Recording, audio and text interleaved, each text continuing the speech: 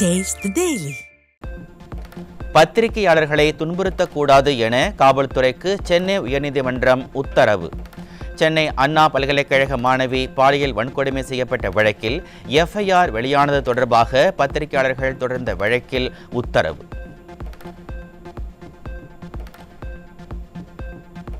விசாரணையின் போது பத்திரிகையாளர்களிடம் ஏன் குடும்ப விவரங்களை கேட்க வேண்டும்? காவல்துறைக்கு சென்னை உயர்நீதிமன்றம் சரமாரி கேள்வி.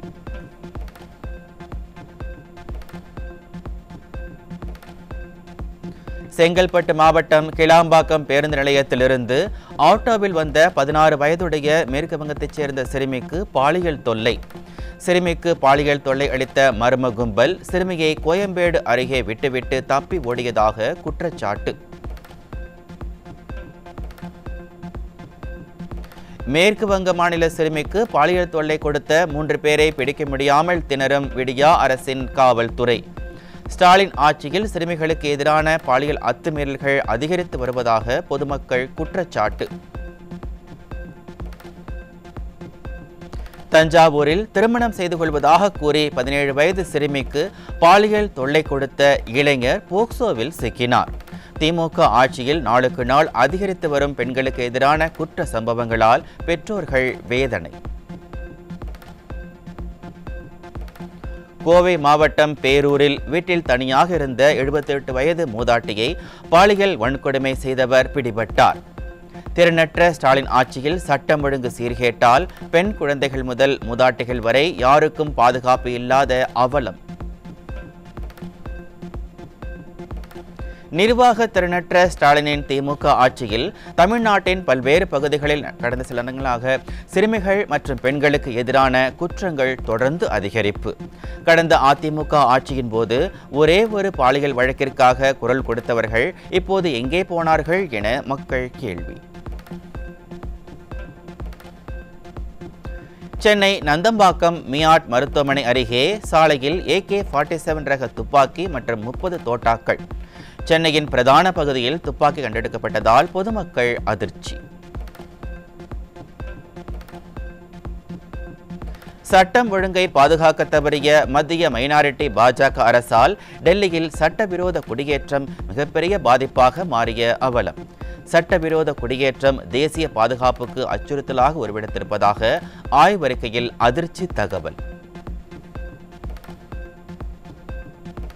இந்தியாவில் மாணவர்கள் கல்விக்கடன் பெறுவதற்கு வசதியாக அரசாங்கம் எடுத்த நடவடிக்கை என்ன என நாடாளுமன்றத்தில் அதிமுக MP CV சண்முகம் கேள்வி.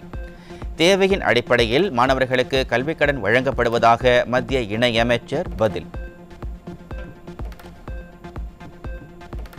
கடலூர் மாவட்டம் விருதாச்சலம் அருகே அம்மா மருந்தகத்தை ஸ்டாலினின் புகைப்படத்தை வைத்து முதல்வர் மருந்தகம் என பெயர் மாற்றம் செய்த திராவிட மாடல். மக்கள் நலனில் அக்கறையின்றி 4 ஆண்டுகளாக அம்மா மருந்தகத்தை முடக்கி வைத்துவிட்டு தற்போது ஸ்டாலின் அரசு ஸ்டிக்கர் ஒட்டிக்கொள்வதாக பொதுமக்கள் குற்றச்சாட்டு. சேலம் மாவட்டம் ஆத்தூர் அருகே டாஸ்மாக் பாரில் பட்ட பகலிலேயே படு ஜோராக நடைபெறும் கள்ளச்சாராய விற்பனை. கடந்த ஆண்டு கள்ளக்குறிச்சியில் கள்ளச்சாராயம் அருந்தி 70க்கும் மேற்பட்டோர் உயிரிழந்த நிலையிலும் ஸ்டாலினின் திராவிட மாடல் அரசு மெத்தனமாக செயல்படுவதாக பொதுமக்கள் குற்றச்சாட்டு. வேலூர் மாவட்டம் KV குப்பம் பகுதியில் வீட்டில் வைத்து போலி மதுபான பாட்டில்களை தயாரித்து விற்பனை செய்து வந்த 4 பேர் சிக்கினர். மரக்காணம், கள்ளக்குறிச்சி என அடுத்தடுத்து கள்ளச்சாராய மரணங்கள் நிகழ்ந்த நிலையில் திராவிட மாடல் அரசு கும்பகர்ண தூக்கத்தில் இருப்பதால் போலி மதுபான விற்பனையும் அதிகரித்திருப்பதாக மக்கள் வேதனை. காஞ்சிபுரம் மாவட்டம் ஓரகடம் அருகே வீட்டில் குட்கா பொருட்களை பதுக்கி கடைகளுக்கு விநியோகித்து வந்த தந்தை மகன் பிடிபட்டனர். திமுக ஆட்சியில் காவல்துறை கும்பகர்ண தூக்கத்தில் இருப்பதால் கஞ்சா விற்பனை சர்வசாதாரணமாக நடைபெறுவதாக மக்கள் வேதனை. சென்னையை அடுத்த பூவிருந்தவல்லியில் விற்பனைக்காக காரில் கடத்தி வரப்பட்ட 500 கிலோ குட்கா பொருட்களுடன் வட மாநிலத்தைச் சேர்ந்த 2 சிக்கினர். குட்கா உள்ளிட்ட புகையிலைப் பொருட்களின் நடமாட்டத்தை கட்டுப்படுத்த ஸ்டாலின் இதுவரை என்ன நடவடிக்கை எடுத்துள்ளார் என மக்கள் கேள்வி. ராமேஸ்வரத்தில் கஞ்சா பொட்டலம் விற்ற திமுக நகராட்சி கவுன்சிலரின் மகன் உட்பட 6 பேர் சிக்கினர். ஸ்டாலினின் திமுக ஆட்சியில் திமுகவினரே போதைப் பொருட்களை விற்கும் அவலம். திருச்சி மாவட்டம் மண்ணச்சநல்லூர் அருகே 300 கிலோ தடை செய்யப்பட்ட குட்கா மற்றும் புகையிலைப் பொருட்கள் சிக்கின. விளம்பரம் செய்வதில் ஆர்வம் காட்டும் திராவிட மாடல் அரசு போதைப்பொருள் பழக்கத்தை கட்டுப்படுத்த முடியாமல் தவிப்பதாக மக்கள் விமர்சனம். கடலூர் மாவட்டத்தில் வலி நிவாரணி மாத்திரைகளை போதை ஊசிகளாக மாற்றி இளைஞர்களை குறிவைத்து விற்பனை செய்த 7 பேர் கொண்ட கும்பல் சிக்கியது. திமுக ஆட்சியில் காவல்துறை மீது சிறிதும் பயம் இல்லாததால் போதைப்பொருள் விற்பனை நாளுக்கு நாள் அதிகரித்து வருவதாக மக்கள் குற்றச்சாட்டு.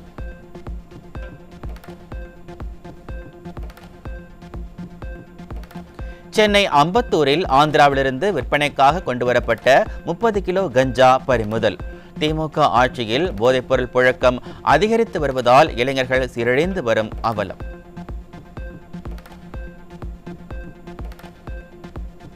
சென்னை பசுமை வழிச்சாலையில் அதிமுக பொதுச் செயலாளர் எடப்பாடி கே பழனிசாமி முன்னிலையில் அதிமுகவில் இணைந்த மாற்றுக் கட்சியினர். திருவள்ளூர் கிழக்கு மாவட்ட கழக செயலாளர் மாதவரம் மூர்த்தி, முன்னாள் சட்டமன்ற உறுப்பினர் கே குப்பன் ஏற்பாட்டில் அமமுகவைச் சேர்ந்த 100க்கும் மேற்பட்டோர் கழகத்தில் இணைந்தனர்.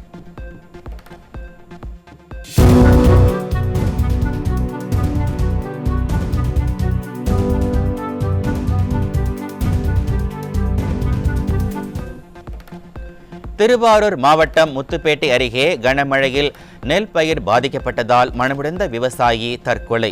திமுக அரசு மழையால் பாதிக்கப்பட்ட நெற்பயிருக்கு உரிய நிவாரணம் வழங்காததே காரணம் என மக்கள் குற்றச்சாட்டு. சென்னையில் ரீல்ஸ் பதிவு செய்தவாறு அரசு பேருந்து இயக்கி பயணிகளின் உயிரோடு விளையாடும் ஓட்டுநர் மற்றும் நடத்துனர். மக்கள் மீது அக்கறை இல்லாத திமுக அரசு தற்காலிக ஓட்டுநர் மற்றும் நடத்துனர் உரிய நடவடிக்கை எடுக்க வேண்டும் என வலியுறுத்தல்.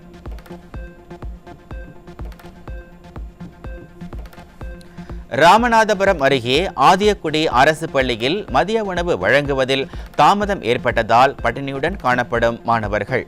நேரத்திற்கு உணவு வழங்காத அதிகாரிகள் மீது உரிய நடவடிக்கை எடுக்க வேண்டும் என திமுக அரசுக்கு மக்கள் வலியுறுத்தல். சிவகங்கை மாவட்டம் இளையான்குடி அருகே வீட்டில் மின் இணைப்பு பெயர் மாற்றம் செய்ய லஞ்சம் வாங்கிய மின் வாரிய உதவி பொறியாளர் சிக்கினார். நிர்வாக திறனற்ற திமுக ஆட்சியில் அரசு அலுவலகங்களில் லஞ்சம் தலைவிரித்து ஆடுவதாக மக்கள் குற்றச்சாட்டு. கள்ளக்குறிச்சி அருகே கிராம நிர்வாக அலுவலர் மீது மாட்டு சாணியை வீசி தாக்கிய கிராம நிர்வாக உதவியாளரால் பரபரப்பு. திமுக ஆட்சியில் பெண் அரசு அதிகாரிகளுக்கிடையே குடிமைப்பிடி சண்டை அதிகரித்து வருவதால் மக்கள் பணிகள் பாதிக்கப்படுவதாக குற்றச்சாட்டு. தமிழகத்தின் பல்வேறு பகுதிகளில் கல்லூரி கௌரவ விரிவுரையாளர்கள் வகுப்பு புறக்கணிப்பு போராட்டம். ஊதிய உயர்வு வழங்க கோரி யுஜிசி பரிந்துரைத்துள்ள போதிலும் திறனற்ற திமுக அரசு கண்டுகொள்ளாததால் மெத்தன போக்குடன் செயல்படுவதாக குற்றச்சாட்டு. திருநெல்வேலி மாவட்டத்தில் ஊராட்சி செயலாளர் படுகொலை செய்யப்பட்டதை கண்டித்து தமிழகத்தின் பல்வேறு பகுதிகளில் ஊராட்சி செயலாளர்கள் கண்டன ஆர்ப்பாட்டம். ஊராட்சி செயலாளர்களின் பாதுகாப்பை திமுக அரசு உறுதி செய்ய வேண்டும் என்பன உள்ளிட்ட கோரிக்கைகளை வலியுறுத்தி முழக்கம். சங்கரை கொலை செய்த கொலையாளிகளை கைது செய்ய கோரி ஆர்ப்பாட்டம் ஆர்ப்பாட்டம் தமிழக அரசே கைது செய் வேப்பலப்பட்டி ஊராட்சி செயலர் சங்கரை கொலை செய்த கொலையாளிகளை கைது செய். சேலம் மாவட்டம் ஆத்தூர் அருகே அரசு நிகழ்வில் தொழிலாளர்களை ஒருமையில் பேசிய திமுக அமைச்சர் சி.வி. கணேசனுக்கு ஒழுக்கத்தை கற்றுக் கொடுப்பாரா முதலமைச்சர் ஸ்டாலின் என மக்கள் கேள்வி. மதுரை அரசு ராஜாஜி மருத்துவமனையில் சிகிச்சையின் போது உயிரிழந்தவர்களின் பெயர் விவரங்கள் பதிவேடுகளில் இல்லை என அதிர்ச்சி தகவல் வெளியாகியுள்ளது.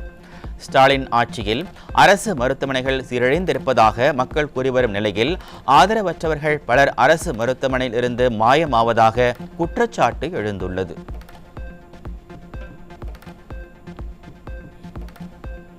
நீலகிரி மாவட்டம் உதகை அருகே பழங்குடியினருக்கு ஜாதி சான்றிதழ் வழங்க வலியுறுத்தி பள்ளி மாணவர்கள் மற்றும் பொதுமக்கள் சாலை மறியல் போராட்டத்தில் ஈடுபட்டதால் பரபரப்பு.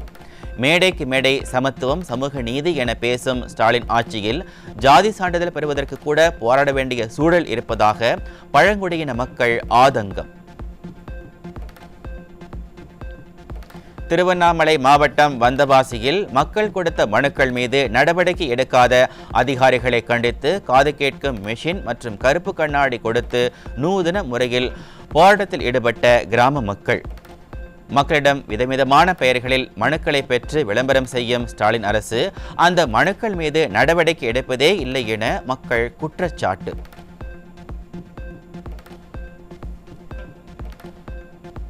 தூத்துக்குடி மாவட்டம் திருச்செந்தூர் அருகே பூங்கா அமைக்க நிலம் கையகப்படுத்துவதற்கு எதிர்ப்பு. திமுக அரசுக்கு எதிராக கோஷங்கள் எழுப்பி போராட்டத்தில் ஈடுபட்ட பொதுமக்களை கைது செய்து போலீசார் அராஜகம்.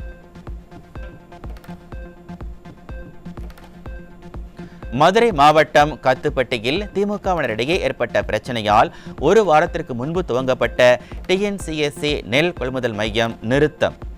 திமுக அரசு உடனடியாக நெல் கொள்முதல் நிலையத்தை திறக்க ஆவண செய்ய வேண்டும் என விவசாயிகள் வலியுறுத்தல்.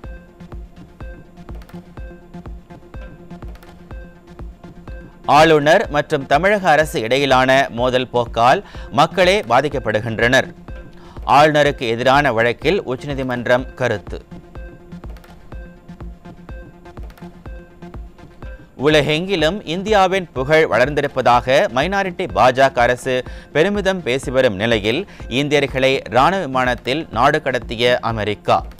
யுக்ரைன் பிரச்சினை குறித்து பிரதமர் அமெரிக்க அதிபருடன் விரிவாக பேசினார் என விளம்பரம் செய்தவர்கள் நாடு கடத்தப்பட இருந்த இந்தியர்கள் குறித்து பேசியிருந்தால் அசிங்கப்படாமல் நாமே விமானம் அனுப்பி மீட்டிருக்கலாம் என மக்கள் விமர்சனம்.